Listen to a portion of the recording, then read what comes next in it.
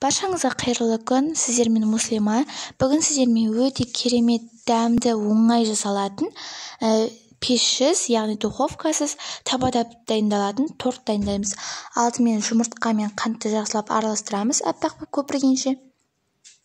Кейін оған сүт және де сұйық майымызды құйып, біркелкі масса болғанша араластырамыз.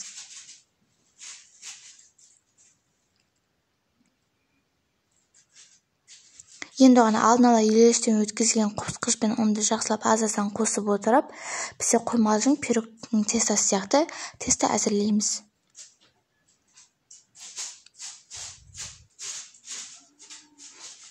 Біздің тестамыз дайын. Енді оны баяу оттағы табамызда, яғни 1-2 ожаудан құйып, осылай корждарымызды пісіріп аламыз. Біздің корждар өте осындай керемет жұмсақ болады.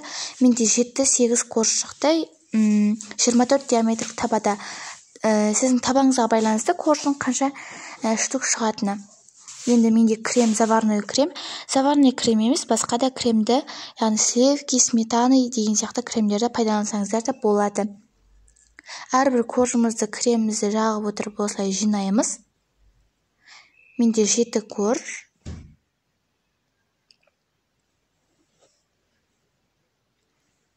Тортымыз өте оңай дайындалады.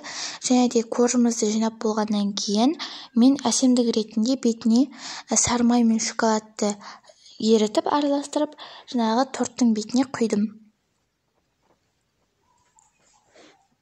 Кремі сіңу үшін 1-2 сағатқа холодильникке салып қоямыз. Сонда өте жұмсақ, керемет торт пайда болады бізде. Мінекей, менің тортым өте әдемі болды. Міндетті түрде дайындап көріңіздер. Дәмі өте керемет, оп-оңай дайындалады, ешқандай пешті қажет етпейді. Видео пайдалы болған болса, міндетті түрде менің каналыма тіркеліп, лайк басып, комментарий қалдыруды ұмытпаңыз.